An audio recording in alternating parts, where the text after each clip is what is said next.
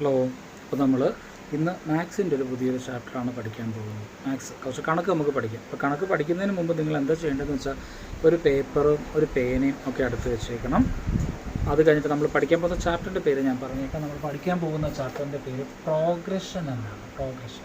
അപ്പോൾ പ്രോഗ്രഷൻ എല്ലാവർക്കും അറിയാവുന്ന ഒരു ചാപ്റ്ററാണ്, എല്ലാവരും മനസ്സിലാക്കിയിട്ടുണ്ട്. ഇനിയിപ്പോൾ കുറച്ച് പാടുള്ള ഭാഗമാണ്, അതിൻ്റെ കൺസെപ്റ്റും കാര്യങ്ങളും മനസ്സിലാക്കാത്തവർക്ക് അതൊരു പാടാണ്. അപ്പം പ്രധാനമായിട്ടും മനസ്സിലാക്കേണ്ടുന്നത് ഇതിൻ്റെ ഇക്വേഷൻസും കാര്യങ്ങളുമൊക്കെ പ്രോപ്പറായിട്ട് മനസ്സിലാക്കിയതിന് ശേഷം മാത്രം പ്രോബ്ലത്തിലേക്ക് കിടക്കുക. നമ്മൾ കേട്ടിട്ടുണ്ട് a+n-1 × d എന്ന് കേട്ടിട്ടുണ്ട്, t2 - t1 എന്ന് കേട്ടിട്ടുണ്ട്, tn - t1/d+1. അപ്പോൾ ഇതൊക്കെ എന്താണ്, ഏതാണ്, ഓരോ വേരിയബിളും എന്താണ് എന്ന് നല്ലതുപോലെ മനസ്സിലാക്കിയതിന് ശേഷം മാത്രം പ്രോബ്ലത്തിലേക്ക് കിടക്കുക. അപ്പോൾ നമുക്ക് ആദ്യം ഓരോന്നോരോന്നായിട്ട് മനസ്സിലാക്കാൻ നോക്കാം. ഇപ്പോൾ ഇവിടെ ഞാൻ 17, 20, 23, 26, 29 ഇങ്ങനെ എഴുതി പോകുന്നു. വേറൊരെണ്ണം എഴുതിയിരിക്കുന്നു 8, 10, 13, 17, 29, 32 ഇങ്ങനെ എഴുതിപ്പോയിരിക്കുന്നു. അപ്പോൾ ഇത് രണ്ടും തമ്മിലുള്ള വ്യത്യാസം എന്താണെന്ന് നോക്കി. ഇത് രണ്ടും സംഖ്യാശ്രേണികളാണ്.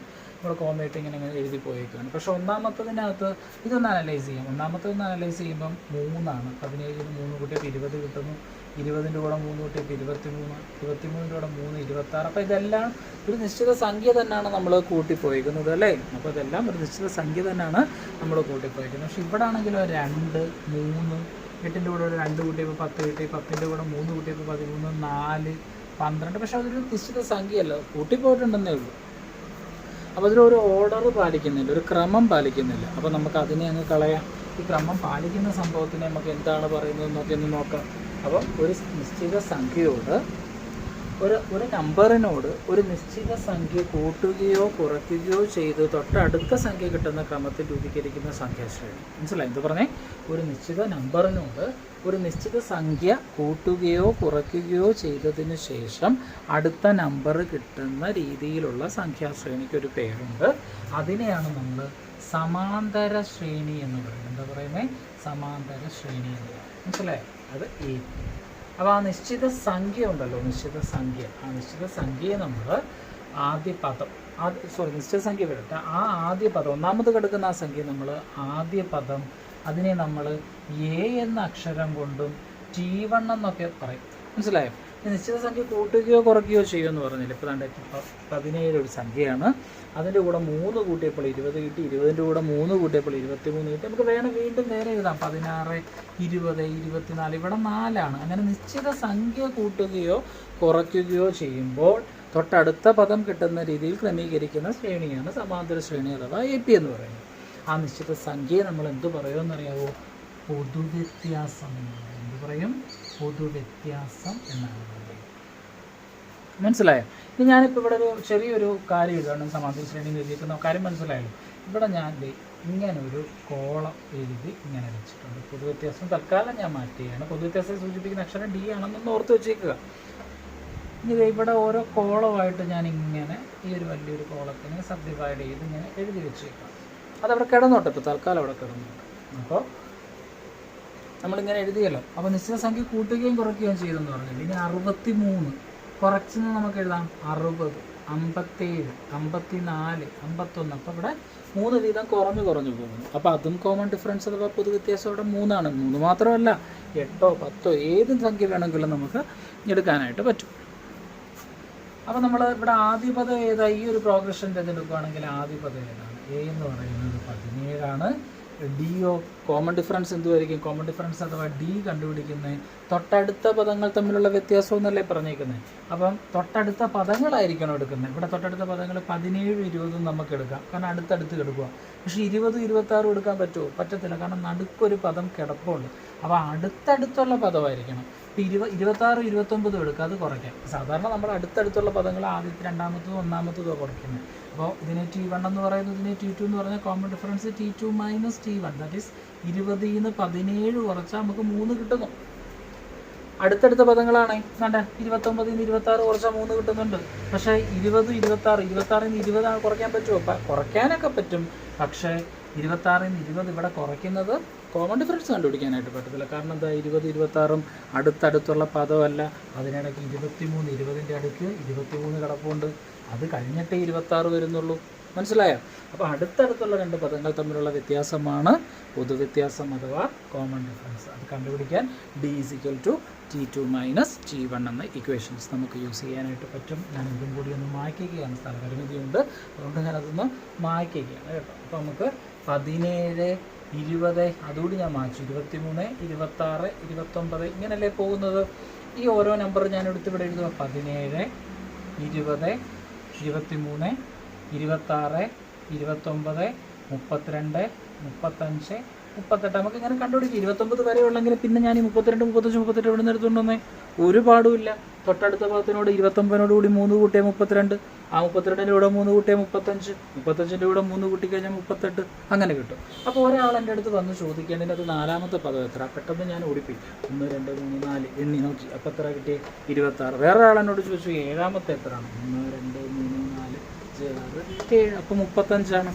മനസ്സിലായോ? അപ്പോൾ നമുക്ക് പെട്ടെന്നൊന്ന് എഴുതാൻ വേണ്ടി ഒന്നാമത്തെ പദം 17ആണ്, രണ്ടാമത്തെ പദം 20ആണ്, മൂന്നാമത്തെ പദം 23ആണ്, 4, 26, അഞ്ചാമത്തെ പദം 29, ആറാമത്തത് 32, ഏഴാമത്തെ 35, എട്ടാമത്തെ 38. അപ്പോൾ എന്താണ്? അപ്പോൾ ഇപ്പം നമുക്ക് എളുപ്പം അഞ്ചാമത്തെ പദം 29. അപ്പോൾ ഞാൻ എന്താ ചെയ്തേ? എത്രാമത്തെ എന്നുള്ളത് മേളിൽ എഴുതി അല്ലേ? എത്രാമത്തെയാണ് എന്നുള്ളത് ഈ കോളത്തിൻ്റെ മേളിൽ എഴുതി. ഇനി എത്രാമത്തെ, അപ്പം അഞ്ചാമത്തത് ഏതാണെന്ന് ചോദിച്ചാൽ ഞാൻ എന്ത് ചെയ്യും? അഞ്ചാമത്തതിൻ്റെ നേരെ കോളത്തിൽ കിടക്കുന്ന നമ്പർ ഏതാണെന്ന് നോക്കും. മനസ്സിലായോ? അപ്പോൾ ആ അഞ്ചാമത് കിടക്കുന്ന നമ്പർ. അപ്പോൾ ഏഴാമത്തെ എത്രയാണെന്ന് ചോദിച്ചാലോ നേരെ 7ൻ്റെ അടുത്തോട്ട് വരുന്നു, കോളത്തിനകത്തോട്ട് പോകുന്നു, 35. അപ്പോൾ നിങ്ങൾക്ക് ഇതൊരു ഐഡിയ കിട്ടാൻ വേണ്ടിയിട്ട് അപ്പോൾ രണ്ട് രീതിയിൽ ഞാൻ നമ്പർ ഇപ്പോൾ ഇവിടെ ഇട്ടിട്ടുണ്ട്. എന്തോ കോളത്തിനകത്തും ഇട്ടു, കോളത്തിന് വെളിയിലും ഇട്ടു. കോളത്തിന് വെളിയിൽ കിടക്കുന്നത് എന്തിനെയാണ് സൂചിപ്പിക്കുന്നത്? എത്രാമത്തെ എണ്ണത്തെ സൂചിപ്പിക്കുന്നത്. എത്രാമതാണ് അത് കിടക്കുന്നതെന്ന് സൂചിപ്പിക്കുക. അതിനെ നമ്മൾ കൊടുക്കുന്നതാണ് എൻ. അപ്പോൾ നമ്മളിപ്പോൾ എ പഠിച്ചു കഴിഞ്ഞു, ഡി പഠിച്ചു, എൻ പഠിച്ചു. അപ്പം എത്രാമത്തെ എണ്ണത്തെ, ഇത് എത്രാമതാണ് കിടക്കുന്നത്, എന്നാമത് കിടക്കുന്ന എത്ര. അപ്പോൾ എന്നാമത് കിടക്കുന്ന എത്രയാണെന്ന് ചോദിച്ചാൽ എന്നിൻ്റെ സ്ഥാനത്തിന് ഒരു 10 പിള്ളേരുണ്ടെങ്കിൽ ഏഴാമത്തവൻ 8ാമത്തെ നമ്പർ ഏതാണെന്ന് ചോദിച്ചു. സോ അത് എൻ്റെ വില 8ആണ്. വേറെ ആൾ ചോദിച്ചത് 4ആണ്. അപ്പോൾ എന്നിൻ്റെ വില 4ആണ്. ഏത് വില സ്വീകരിച്ചാലും എന്നിൻ്റെ അടുത്ത് അപ്പം നമ്മൾ എന്ത് ചെയ്യും? ഈ എണ്ണിക്കൊണ്ട് വന്നിട്ട് ആ കോളത്തിനകത്ത് കിടക്കുന്ന നമ്പർ ഏതാണെന്ന് നോക്കും. അപ്പോൾ ഇത് എന്നാണെന്ന് മനസ്സിലായോ? ഇനി ഇതിവിടെ ഒരു സാധനം ഉണ്ട്, അത് എന്തുവെന്ന് ഞാൻ പറയാം. അതിന് മുമ്പ് കുറച്ച് കാര്യങ്ങൾ നമുക്ക് പഠിക്കാനുണ്ട്. ഇപ്പം നോക്കിയേ, ആദ്യ പദം T1 അല്ലയോ? അത് എ ആണ്. ഞാനത് ഇവിടെ എ എന്നുള്ളത്. രണ്ടാമത്തെ പദം T2 കിട്ടാൻ എന്തോ ചെയ്യും? ഈ എയുടെ കൂടെ കോമൺ ഡിഫറൻസ് ഡി കൂട്ടുമ്പം A+D എന്ന് കിട്ടും. അല്ലയോ? മനസ്സിലാവുന്നുണ്ടോ? ഇനി മൂന്നാമത്തെ പദം കിട്ടാനോ? ഇവിടെ കിടക്കുന്ന പദം ഏതാ? A+D. അപ്പം A+D+D A+2D. എന്തെങ്കിലും മനസ്സിലാവുന്നൊന്ന് നോക്കണം കേട്ടോ. എന്തെങ്കിലും ഒരു ബന്ധം ഉണ്ടോ എന്ന് നോക്കാം. T4 ഇവിടെ A+2D ആണ് മൂന്നാം പദം. അതിൻ്റെ കൂടെ ഒരു ഡി കൂട്ടിക്കഴിഞ്ഞാൽ കിട്ടത്തില്ലേ? അപ്പോൾ A+3D കിട്ടി. ഇനി അഞ്ചാം പദമോ? നേരെ നോക്കുക, നാലാം പദത്തിലൂടെ ഡി കിട്ടിയോ? അപ്പോൾ നാലാം പദം ഇവിടെ നോക്കിയപ്പോൾ A+3D ആണ്. നമ്മളത് അതേപോലെ എഴുതി, ഒരു ഡിയും കൂടെ കൂട്ടുന്നു, അപ്പോൾ A+4D കിട്ടി. ഇനി 10ാം പദം ആയാലോ? എങ്ങനെ എഴുതും? ഇവിടെ 5ാം പദമായപ്പോൾ 4 അല്ലയോ വന്നേ? അപ്പോൾ 10ാം പദമാകുമ്പോൾ ഇവിടെ എന്തുമായിരിക്കും വരുന്നത്? പറ. A+9D ആയിരിക്കും വരുന്നത്. ആണോ? എത്ര വരും? 10ാം പദം വരുമ്പോൾ A+9ാം പദം A+8D ആണ്. അതിൻ്റെ കൂടെ ഒരു ഡി കൂട്ടണം കേട്ടോ. അപ്പോൾ നമുക്ക് A+9D കിട്ടും. ഇനി അടുത്ത 11ാം പദം നോക്കിയേ. A+9D അല്ലേ 10ാം പദം. അപ്പോൾ അതിൻ്റെ കൂടെ ഒരു ഡി കൂട്ടുമ്പോൾ A+10D കിട്ടും. ഇങ്ങനെ വന്ന് അപ്പോൾ നമുക്കത് ലോജിക്ക് നോക്കാം. എ 1ാം പദം, 2ാം പദം ആയപ്പോൾ A+D, അതായത് എയുടെ കൂടെ ഡി കൂട്ടി A+D കിട്ടി. ഇനി 3ാം പദം, 2ാം പദം A+D ആയിരുന്നു, അതിൻ്റെ കൂടെ ഒരു ഡി കൂട്ടിയപ്പോൾ A+2D കിട്ടി. 4ാം പദം, 3ാം പദം നമുക്കറിയാം A+2D അല്ലേ? അപ്പോൾ A+2Dയുടെ കൂടെ ഒരു ഡി കൂട്ടുമ്പോൾ A+3D കിട്ടി. 5ാം പദം അറിയണമെന്നുണ്ടെങ്കിൽ 4ാം പദം ഏതാണെന്ന് നോക്കണം.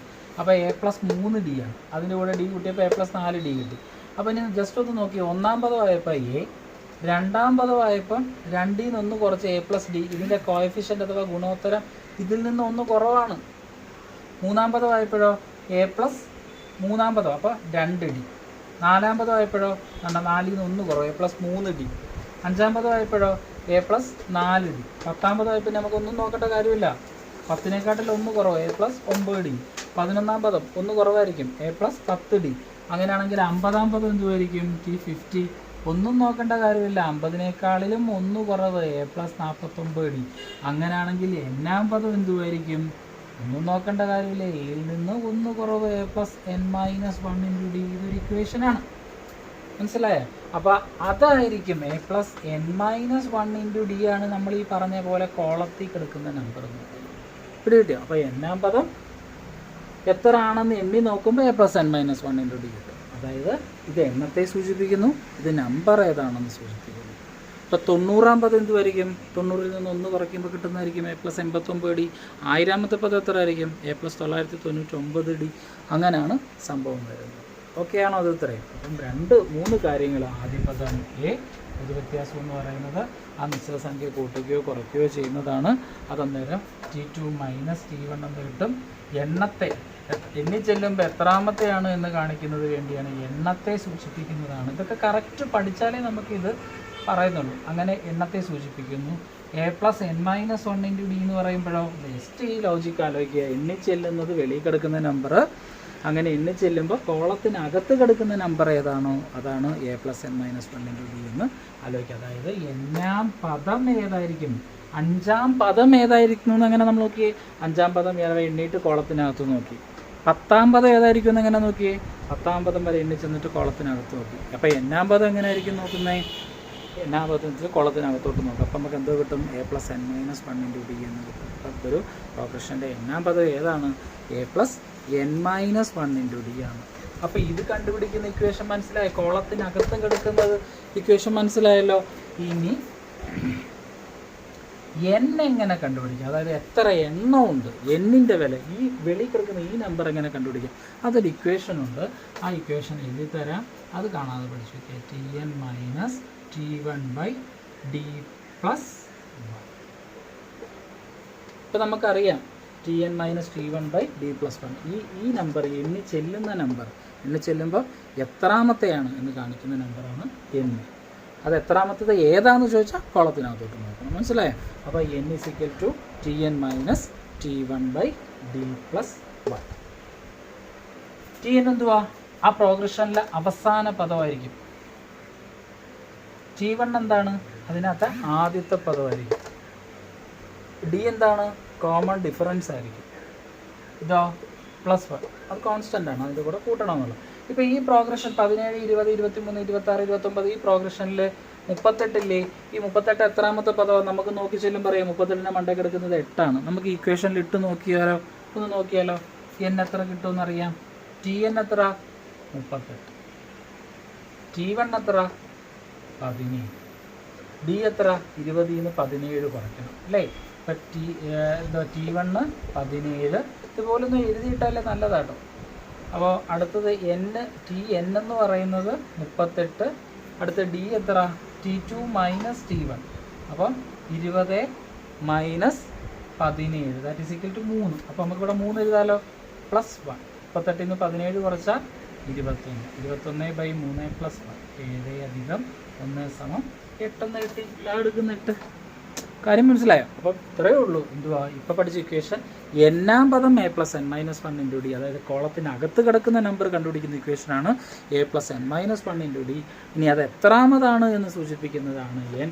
അത് കണ്ടുപിടിക്കുന്ന ഇക്വേഷനാണ് Tn മൈനസ് T1/d പ്ലസ് 1 എന്ന് പറയുന്ന ഇക്വേഷൻ. ഓക്കെ ആണോ? കാര്യം മനസ്സിലായോ?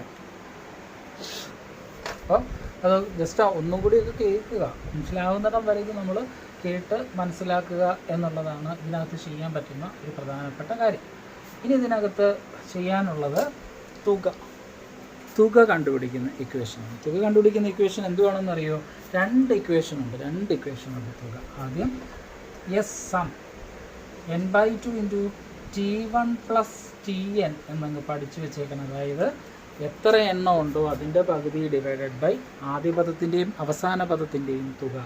s = n/2 × T1 plus Tn. ഇതെങ്ങനെയുള്ള ചോദ്യങ്ങളായിരിക്കും എന്നറിയും. ഇതെങ്ങനെ നമുക്ക് ഡയറക്റ്റ് ചെയ്യാൻ പറ്റുമെന്ന് വെച്ചാൽ 5, 10, 15 എക്സെട്ര ടു 100 വരെയുള്ള പദങ്ങളുടെ തുകയുണ്ട്. അപ്പോൾ ഇവിടെ നമുക്ക് മനസ്സിലാവും ആദ്യ പദം 5 അവസാന പദം 100.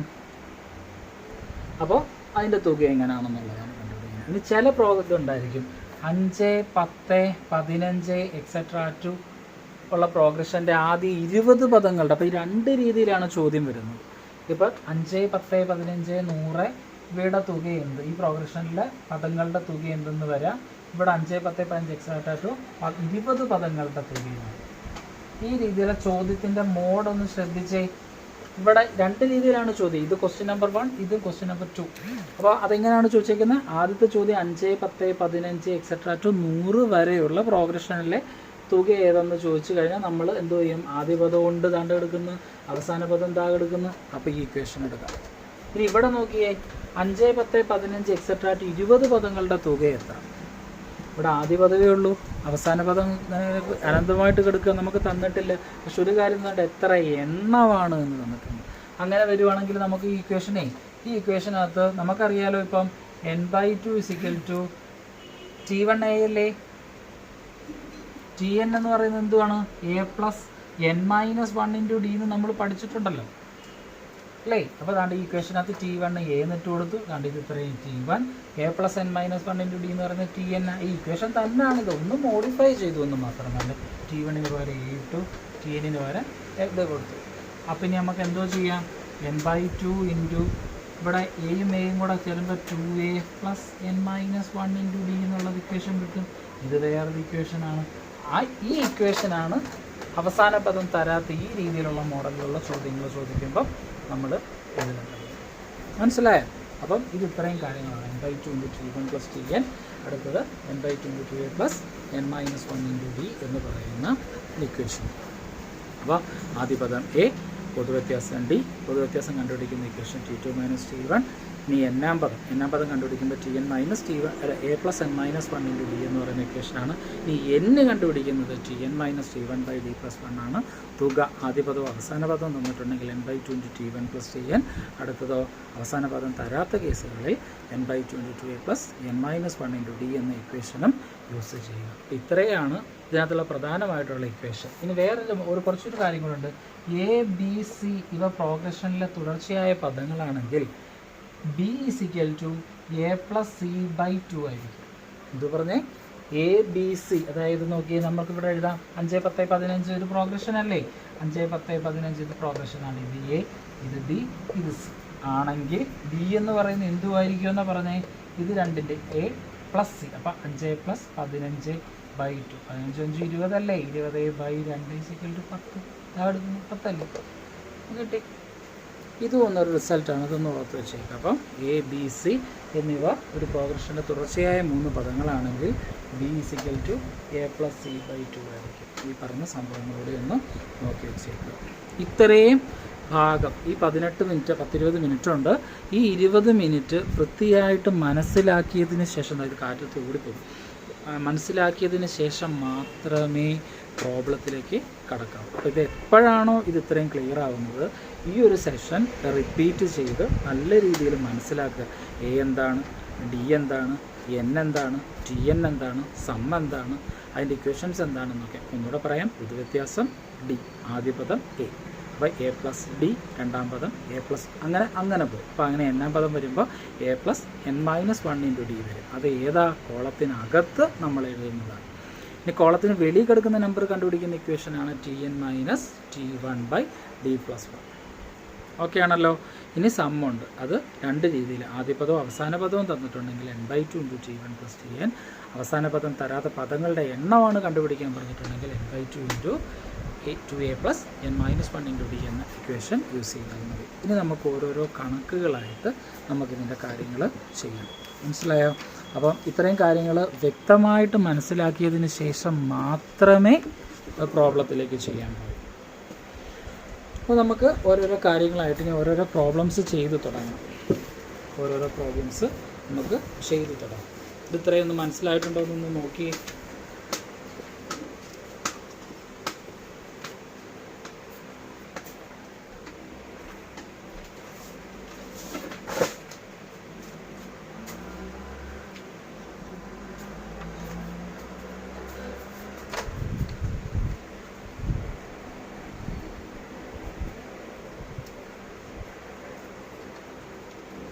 ഒന്നാമത്തെ ചോദ്യം 5, 8, 11, 14 എന്ന സമാന്തര ശ്രേണിയുടെ പൊതുവ്യത്യാസം എത്ര എന്ന സമാന്തര ശ്രേണിയുടെ പൊതുവ്യത്യാസം എത്ര?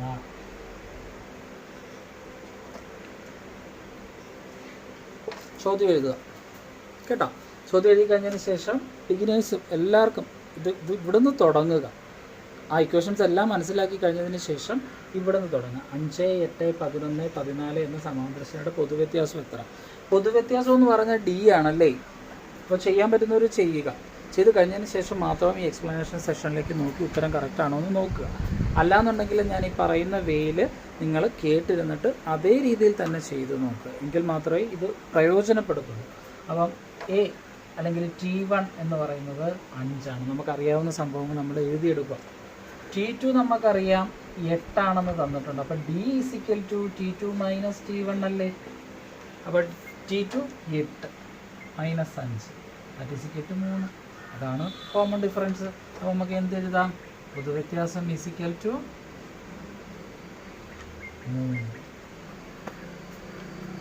ഓക്കെ ആണോ?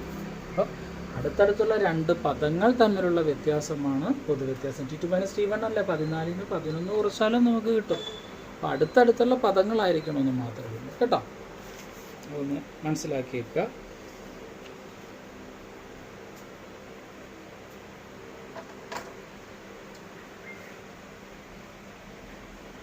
നമുക്ക് അടുത്ത ചോദ്യം ചെയ്യാം. 2x, x + 10, 3x + 2 ഇവ ഒരു സമാന്തര ശ്രേണിയുടെ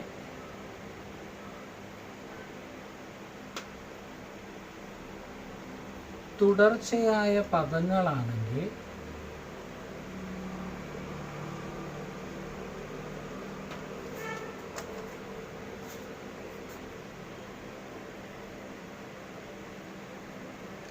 എക്സിൻ്റെ വില എത്ര? ഇതാണ് ചോദ്യം. അപ്പം 2x, x + 10, 3x + 2 നമുക്ക് ഈ ഒരു ലെവലിൽ അറിയാവുന്ന കാര്യം എന്ന് പറഞ്ഞാൽ ഏതാണ്? ചെയ്യാവുന്നവർ ഇവിടെ സ്റ്റോപ്പ് ചെയ്യണം കേട്ടോ. ചോദ്യം എഴുതിയതിന് ശേഷം ഒന്ന് വീഡിയോ സ്റ്റോപ്പ് ചെയ്തതിന് ശേഷം കണക്ക് ചെയ്തതിന് ശേഷം ആൻസർ കറക്റ്റാണോ എന്ന് നോക്കുക. അപ്പോൾ ഞാൻ എന്തായാലും തുടർച്ചയായിട്ട് അങ്ങ് പറഞ്ഞു പോവാം. നമ്മൾ ഈ ഭാഗം പഠിച്ചേക്കുന്നത് A, B, C ഇവ 3 തുടർച്ചയായ പദങ്ങളാണെങ്കിൽ B = A + C/2 ആയിരിക്കും എന്നാണ്. ഇവിടെ ഏതാ? 2x ആണ്. B ഏതാ? x + 10 ആണ്. C ഏതാ? 3x + 2 ആണ്. അങ്ങനെ വെച്ച് നോക്കുകയാണെങ്കിൽ നമുക്ക് ഇവിടെ എന്തോ എഴുതാം? B = A + C/2 നമ്മൾ എഴുതി കോമൺ പാട്. B ഏതാണ്? x + 10 എന്ന് പറയുന്നത് A 2xa + 3x + 2/2 ആയിരിക്കും അല്ലേ. അപ്പോൾ എന്ത് ചെയ്യുക? x + 10 = 2x 3x കൂടെ കൂട്ടുമ്പോൾ 5xa + 2/2. ഇനി എന്ത് ചെയ്യും? എക്സിൻ്റെ വിലയാണ് നമുക്ക് കണ്ടുപിടിക്കേണ്ടത്. അപ്പോൾ ഇവിടെ ക്രോസ് ചെയ്തൂടെ? 2 × x + 10 = 5x + 2. ഇതിൻ്റെ അർത്ഥം എന്തുവാ? 2 ഇതിനും ബാധകമാണ് ഇതിനും ബാധകം. അപ്പോൾ 2 കൊണ്ട് ബ്രാക്കറ്റ് മാറ്റും. 2xa + 20 = 5xa + 2. ഇനി എന്ത് ചെയ്യണം? 2xനെ ഇനി ഇപ്പുറം കൊണ്ടുവന്നു. 5xനെ ഇപ്പുറത്ത് കൊണ്ടുവരുമ്പം -5x. 2 അതേപോലെ ഇട്ടു. +20 അങ്ങ് അപ്പുറം പോകുമ്പം -20. അപ്പം -3x = -10. ഇതെന്തുവാ? ഇതിവിടെ പ്ലസ് ആണ്, ഇത് മൈനസ് ആണ്, വ്യത്യസ്ത ചിഹ്നമാണ്. അപ്പോൾ വലുതീന്ന് ചെറുത് കുറയ്ക്കണം. വലുത് ഇവിടെ ഏതാ? 5. 5ന്ന് 2 കുറയ്ക്കും. അപ്പം 3 കിട്ടി. എന്നിട്ട് നമ്മൾ എന്തോ ചെയ്യണം? വലുതിൻ്റെ ചിഹ്നം, വലുത് ഇവിടെ ഏതാണെന്നാണ് പറഞ്ഞത്? 5ൻ്റെ ചിഹ്നം ഏതാ? -3x. ഇവിടെ നോക്ക്, വലുതീന്ന് ഇവിടെ പ്ലസ് ആണ്, ഇത് മൈനസ് ആണ്. അപ്പോൾ വലുത് 20, വലുതീന്ന് ചെറുത് കുറച്ചു 18. വലുതിൻ്റെ ചിഹ്നം വലുത് 20, അതിൻ്റെ ചിഹ്നം മൈനസ്. മനസ്സിലായോ? അപ്പോൾ നമുക്ക് ഇനി എന്തോ എഴുതാം? x = -18 - 3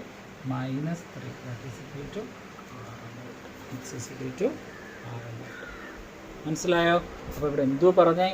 A, B, C ഇവ തുടർച്ചയായ 3 പദങ്ങളാണെങ്കിൽ b is equal to a plus c by 2. ഇവിടെ എ ഏതാണ്? 2x.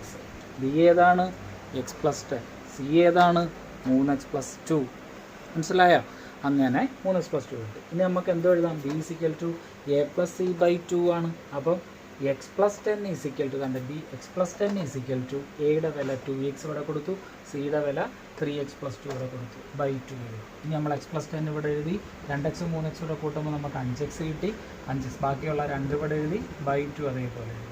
ഇനി നമ്മൾ 2 കൊണ്ട് ക്രോസ് ചെയ്തു. അപ്പോൾ 2 × x plus 10 is equal to 5x plus 2 എന്ന് എഴുതി.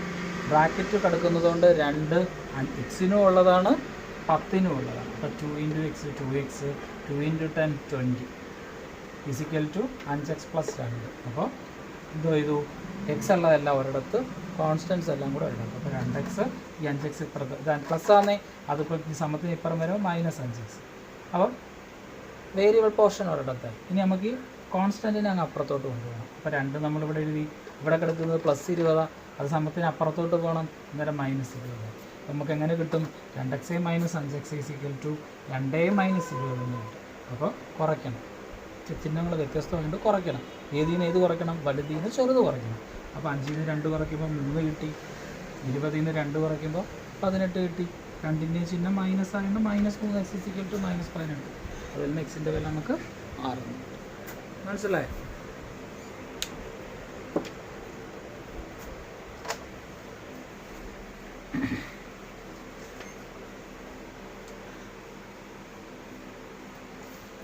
ഇപ്പോൾ ചോദിക്കും ഇതെന്താണ് ഇങ്ങനെ, എന്താ ഈ കണക്കുകൾ ഇങ്ങനെ ചെയ്യുന്നത്? ഈ വീഡിയോ പ്രധാനമായിട്ട് ഞാൻ ഉദ്ദേശിക്കുന്നത് ചെയ്തു പോകാൻ പറ്റുന്ന രീതിയിലുള്ള ആൾക്കാർ ചെയ്തു പോവുക. അവർക്ക് ഇക്വേഷൻസ് മനസ്സിലാക്കി കഴിഞ്ഞാൽ തന്നെ ചെയ്തു പോകാനായിട്ട് പറ്റും. കാൽക്കുലേഷൻസ് പ്രശ്നമുള്ള ചില പിള്ളേർ കാണും, അവർക്ക് വേണ്ടിയിട്ടാണ് ഞാൻ പ്രധാനമായിട്ട് ഈ വീഡിയോ ഉദ്ദേശിച്ചേക്കുന്നത്. അപ്പോൾ അവർ സ്റ്റെപ്പ് ബൈ സ്റ്റെപ്പ് ഞാൻ എക്സ്പ്ലെയിൻ ചെയ്യുന്നുണ്ട്. ഓരോ സ്റ്റെപ്പുകളും കിട്ടുമ്പോൾ മനസ്സിലാവാത്ത നിങ്ങൾക്ക് എവിടെയെങ്കിലും സ്ട്രക്ക് വരികയാണെന്നുണ്ടെങ്കിൽ ഈ എക്സ്പ്ലനേഷൻ കേൾക്കുക. അപ്പോൾ നമ്മൾ വ്യത്യസ്ത ചിഹ്നങ്ങളൊക്കെ കുറയ്ക്കും, നമ്മുടെ തിരക്കിനിടയിൽ മറന്നുപോയി കാണും. പല ജോലികളും കാര്യങ്ങളും ഒക്കെ ആയിട്ട് കാര്യങ്ങൾ പോകുന്നതിൻ്റെ ഇടയ്ക്ക് നമ്മുടെ ഈ ബേസിക് ഐഡിയാസ് വരെ മറന്നുപോയ കുഞ്ഞുങ്ങൾ കാണും. അപ്പോൾ അവർ ഉറപ്പായിട്ടും കണക്കിൻ്റെ ഈ സ്റ്റെപ്പ് ബൈ സ്റ്റെപ്പ് വീഡിയോകൾ നല്ല രീതിയിൽ കണക്ക് മനസ്സിലാക്കി ഈ കണക്ക് തന്നെ വീണ്ടും നിങ്ങൾ 2-3 ആവർത്തി തന്നെ ചെയ്യുക. അപ്പോൾ ചെയ്ത് കഴിയുമ്പോൾ നമുക്കൊരു ചെറിയൊരു ഐഡിയ കിട്ടും. അപ്പോൾ അതിനനുസരിച്ച് പിന്നെ നമുക്ക് ചെയ്തു പോകാനായിട്ട് പറ്റും. ഇത് രണ്ടാമത്തെ ക്വസ്റ്റ്യൻ ആയിരുന്നു. ഇനി നമുക്ക് അടുത്ത ചോദ്യം ചെയ്യാം. ഒരു സമാന്തര ശ്രേണിയുടെ n-ാം പദം ഒരു സമാന്തര ശ്രേണിയുടെ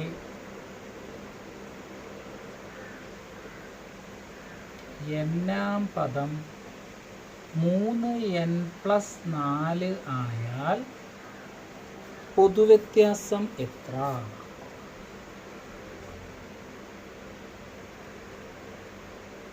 പൊതുവ്യത്യാസം എത്ര? ചിലപ്പോൾ നമ്മൾ അന്തം വിട്ടിരുന്നത്. അപ്പോൾ ഇത് നോക്കിയേ, n-ാം പദം 3n+4 എന്നാണ് ചോദിച്ചിരിക്കുന്നത്. n-ാം പദം 3n+4. അപ്പം n-ാം പദം എന്ന് പറയുന്നത് Tn = 3n+4 എന്നല്ലേ, 3n+4 എന്നല്ലേ. എന്ന് പറഞ്ഞാൽ എന്താണ്? ഇത് ബേസിക്കാണ്, ഇത് സ്റ്റാൻഡേർഡ് ഫോമായിട്ട് തന്നേക്കുകയാണ്. ഇതിൽ എന്നിൻ്റെ സ്ഥാനത്ത് 1 ഇട്ട് കൊടുത്താൽ 1-ാം പദം കിട്ടും, 5 ഇട്ട് കൊടുക്കുന്നത് വെച്ചാൽ 5-ാം പദം കിട്ടും, 100 ഇട്ട് കൊടുക്കുന്നതെന്ന് വെച്ചാൽ 100-ാം പദം കിട്ടും. അപ്പോൾ ഈ ഒരു ബേസിക് ഫോമാണ് ഇപ്പോൾ ഇത് n-ാം പദം എന്ന് പറയുന്നത്. അപ്പോൾ നമ്മളോട് ചോദിച്ചിരിക്കുന്നത് എന്താണ്? പൊതുവ്യത്യാസം എന്താണെന്ന്. നമുക്കറിയാം പൊതുവ്യത്യാസം എന്ന് പറഞ്ഞു കഴിഞ്ഞാൽ D = T2 - T1 അല്ലേ. ഇപ്പം ഞാൻ എന്താ പറഞ്ഞേ, ഇതിനകത്ത് 1 എന്നുള്ള വില, ഈ 3n+4-നകത്ത് 1 എന്നുള്ള വില ഇട്ട് കൊടുത്താൽ 1-ാം പദം കിട്ടും. അപ്പോൾ 2 എന്നുള്ള വില ഇട്ട് കൊടുത്താൽ 2-ാം പദം കിട്ടും. അപ്പോൾ 2-ാം പദത്തിൽ നിന്ന് 1-ാം പദം കുറച്ച് കഴിഞ്ഞാൽ പൊതുവ്യത്യാസമായി. അത്രയേ ഉള്ളൂ. മനസ്സിലായോ? അപ്പോൾ നമുക്ക് T1 ആദ്യ പദം കാണാം. 3n+4 അല്ലേ. അപ്പം 3 × 1+4 3 × 1 1, 3 4 7. T2 3n+4 അല്ലേ. അപ്പം അവിടെ എന്ത് ചെയ്യണം? എന്നിൻ്റെ സ്ഥാനത്ത് 2 ഇട്ട് കൊടുക്കണം. 3 2 6 1 7. 3n+4 അല്ലേ. അപ്പോൾ നമുക്ക് ഇവിടെ എന്ത് കിട്ടും? 3 2 6 6 + 4 = 10 എന്ന് കിട്ടും. 3n+4. സാർ ഇവിടെ 2 ഇട്ടു, അത് കഴിഞ്ഞിട്ട് +4-ന് വരെ 1 ആയിട്ട്, അതാണ് പ്രശ്നം വന്നത്. അപ്പോൾ 3n+4. അപ്പോൾ 3 × 2 + 4. അപ്പോൾ 3 2 6 6 4 10. അപ്പോൾ നമുക്കിവിടെ എന്ത് കിട്ടി? T1 = 7 എന്ന് കിട്ടി, T2 = 10 എന്ന് കിട്ടി. അപ്പോൾ D എന്തുമായിരിക്കും? T2 minus T1 that is equal to 10 minus 7 is equal to 3. മനസ്സിലായോ? ഒന്നുകൂടെ പറയാം. ഒരു സമാന്തര ശ്രേണിയുടെ n-ാം പദം 3n+4 ആയാൽ പൊതുവ്യത്യാസം എത്ര? Tn, അതായത് n-ാം പദമാണ് തന്നേക്കുന്നത്, ബേസിക് ഫോമാണ് തന്നേക്കുന്നത് 3n+4. n-ന് എന്ത് വില ഇട്ട് കൊടുത്താലും 5 ഇട്ട് കൊടുത്താൽ 5-ാം പദം കിട്ടും, 10 ഇട്ട് കൊടുത്താൽ 10-ാം പദം കിട്ടും, 50 ഇട്ട് കൊടുത്താൽ 50-ാം പദം കിട്ടും. അപ്പോൾ ഇവിടെ നമുക്കറിയാം d = T2 - T1 എന്ന് നമുക്കറിയാം. അപ്പം എന്തായാലും പറഞ്ഞല്ലോ n-ന് വില ഏതാ ഇട്ട് കൊടുക്കുന്ന ആ പദമാണ് കിട്ടുന്നത്. അപ്പോൾ 1 ഇട്ട് കൊടുത്താൽ 1-ാം പദം കിട്ടത്തില്ലേ? 3n+4. അപ്പോൾ 3 × 1 + 4, 3 × 1 3 4 7 എന്ന് കിട്ടി.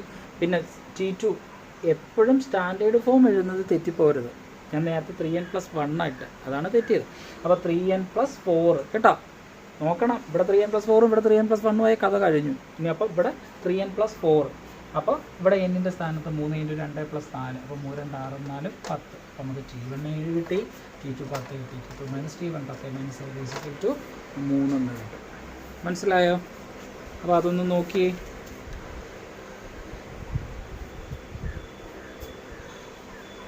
അത് മായ്ക്കുകയാണ് കേട്ടോ. അടുത്ത ചോദ്യം,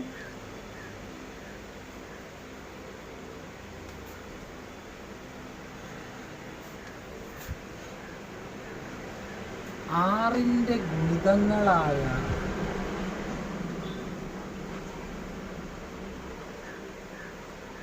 എത്ര 3 അക്ക സംഖ്യകളുണ്ട്? എത്ര 3 അക്ക സംഖ്യകൾ ഉണ്ട്?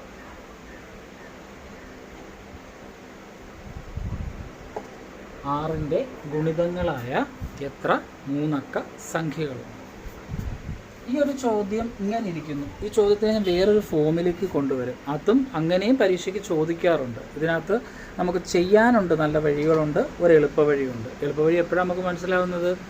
എളുപ്പമായിരുന്നു എന്ന് മനസ്സിലാവുന്നത് എപ്പോഴാണ്? പാടുള്ള വഴിയിൽ ആദ്യമേ പോയി കഴിഞ്ഞതിന് ശേഷം മാത്രമാണ് അത് എളുപ്പ വഴി കൂടെ പോകുമ്പോൾ ഇതാണ് എളുപ്പമെന്ന് മനസ്സിലാവുന്നത്. അപ്പോൾ നമ്മൾ ആദ്യം പാടുള്ള വഴി കൂടെ തന്നെ ചെയ്യണം, എന്നിട്ട് എളുപ്പ വഴി പറയത്തുള്ളൂ കേട്ടോ. അപ്പോൾ ആറിൻ്റെ ഗുണിതങ്ങൾ എത്ര? 3 അക്ക സംഖ്യ. അപ്പം 3 അക്ക സംഖ്യ എന്ന് പറയുന്നത് 100 × 999 അല്ലേ? അപ്പം 100-നകത്ത് 100-നെ 6 കൊണ്ട് ഹരിക്കുമ്പോൾ ശിഷ്ടം വരുമില്ലയോ നമുക്കൊന്ന് നോക്കാം. 100-നെ ഞാൻ 6 കൊണ്ട് ഹരിക്കുക. 6 4 6 6 36 4. അപ്പോൾ 100-നെ ഹരിച്ചപ്പോൾ എന്തു വന്നേ? 4 ശിഷ്ടം വന്നു. ശിഷ്ടം വരത്തില്ലായിരുന്നു. എങ്ങനെ? 4ആണ് ശിഷ്ടം വന്നത്. 5 6. 4-നെ ഞാൻ 6-ലേക്ക് റൈസ് ചെയ്തു. എത്ര കൊടുത്തപ്പോഴാണ്? 2 കൂടെ കൊടുത്തപ്പോൾ 1 2 അല്ലേ? അപ്പം 6 ആയേനെ. 2ഉം കൂടെ ഉണ്ടായിരുന്നെങ്കിൽ ഇത് ശിഷ്ടം വരത്തില്ലായിരുന്നു. ഞാൻ പറഞ്ഞ് മനസ്സിലായോ? അതായത് 100-നെ 6 കൊണ്ട് ഹരിച്ചപ്പോൾ 4 ശിഷ്ടം വന്നു. 4ആണ് ശിഷ്ടം വന്നത്. ശിഷ്ടം വരത്തില്ലായിരുന്നു 2ഉം കൂടെ ഉണ്ടായിരുന്നെങ്കിൽ. അപ്പം 4 2 6 2 ഇവിടെ ആയേനെ. അപ്പോൾ ഈ 2-നെ നമ്മൾ എന്ത് ചെയ്യണമെന്നറിയോ? അതായത് എത്ര റൈസ് ചെയ്ത നമ്പർ എത്ര ആണോ അത് ഇവിടെ അങ്ങ് ആഡ് ചെയ്യണം. 100-ൻ്റെ കൂടെ അങ്ങ് ആഡ് ചെയ്യണം. അപ്പോൾ നമുക്ക് 102 കിട്ടും. ഈ 102-നെ നമുക്കൊന്ന് 6 കൊണ്ട് ഹരിച്ച് നോക്കിയാലോ? നോക്കിയേ, സംശയം ഉണ്ടെങ്കിൽ. 6 42 6 7 42 ശിഷ്ടം 0. അപ്പം എത്ര ആണോ കൂടേണ്ടുന്നത് അതാണ് ഇവിടെ ഹരിച്ച് നോക്കേണ്ടുന്നത്. അപ്പോൾ നമുക്ക് 102 കിട്ടി. അപ്പം 6 അല്ലേ ഗുണിതം? അപ്പോൾ പൊതുവ്യത്യാസം 6 ആയിരിക്കുമല്ലോ. അപ്പം നമുക്ക് എഴുതി നോക്കാം. 102 108 114 ഇങ്ങനെ പോകുന്നുണ്ട് ഇല്ലയോ? ഇനി 999. 999-നെ 6 കൊണ്ട് ഹരിച്ചു നോക്കാം. ഈ പറഞ്ഞ പോലെ 6 3 6 36 3 6 36 ശിഷ്ടം 3. നേരത്തെ പറഞ്ഞ പോലെ ചെയ്താൽ എങ്ങനെ? നേരത്തെ പറഞ്ഞതുപോലെ ചെയ്താൽ ഇങ്ങനെ നേരത്തെ പറഞ്ഞേ 3 കൂടെ കൂട്ടിയാൽ 6 ആവും. ശിഷ്ടം വരത്തില്ല.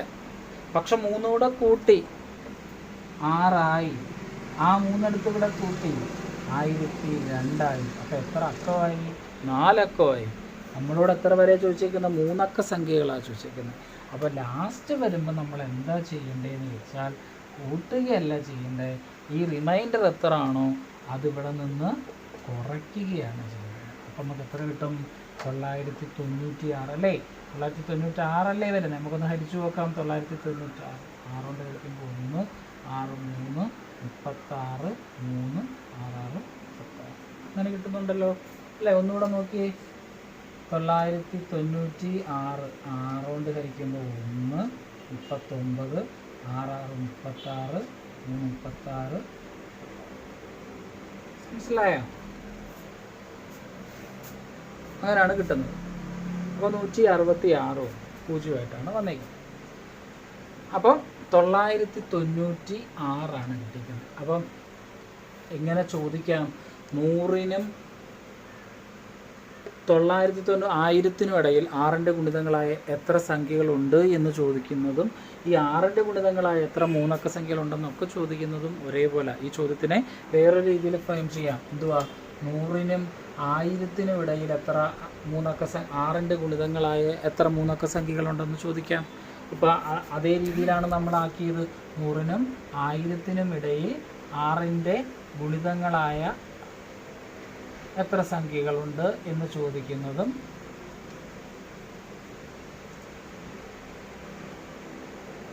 ഈ ചോദ്യം രണ്ടും ഒന്ന് തന്നെയാണ്. ഞാൻ പറഞ്ഞ മനസ്സിലായ? അപ്പോൾ 102 108 117 996 ഇത് എന്താണ്?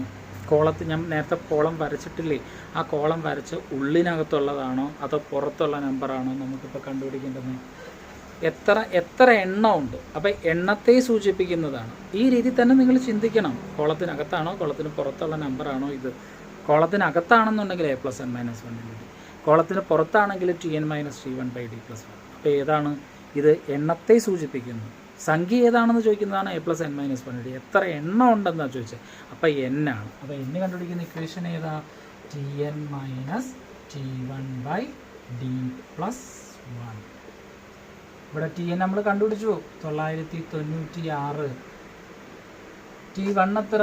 102. d എത്രയാണ്? 6 +1. 996 102 കുറച്ചേ. 6 2 പോയാൽ 4 9 1 അല്ലേ? അപ്പോൾ 894/6+1. 894-നെ 6 കൊണ്ട് ഹരിച്ചു നോക്കാം. എത്ര കിട്ടും? 1 2 29 6 4 24 5 9 6 54 149 വന്നു. 149 + 1 150. മനസ്സിലായോ? 150. ഇങ്ങനെയാണ് ചെയ്യേണ്ടത്. ഒന്നുകൂടെ പറയാം. നമ്മൾ 6ൻ്റെ ഗുണിതങ്ങളായ എത്ര മൂന്നക്ക സംഖ്യകളുണ്ടെന്നാണ് നമ്മളോട് ചോദിച്ചേക്കുന്നത്. അപ്പോൾ മൂന്നക്ക സംഖ്യകളെന്ന് പറയുമ്പോൾ 100-നും 999-നും ഇടയിലാണെന്ന് നമുക്ക് മനസ്സിലായി. 100-നകത്ത് 6 ആണെ ഒന്ന് ഹരിച്ചു നോക്കാം. എന്തായാലും ശിഷ്ടം 0 ആണെങ്കിൽ 100 6ൻ്റെ ഗുണിതമായിരിക്കുമല്ലോ. അപ്പോൾ അതിന് വേണ്ടി ഹരിച്ചു നോക്കിയപ്പോൾ ശിഷ്ടം നമുക്ക് 4 കിട്ടി. 4 കിട്ടിയപ്പോൾ രണ്ടും കൂടെ ഉണ്ടായിരുന്നെങ്കിൽ 6 കൊണ്ട് ഹരിക്കാൻ പറ്റിയേനെ. അപ്പോൾ രണ്ടും കൂടി ഉണ്ടായതുകൊണ്ട് എന്ന് പറഞ്ഞതുകൊണ്ട് നമ്മൾ 100ൻ്റെ കൂടെ 2 കൂട്ടി 102 നമുക്ക് ആദ്യ പദമാക്കി കിട്ടും. മനസ്സിലായോ? ഈ മൂന്നക്ക സംഖ്യ 900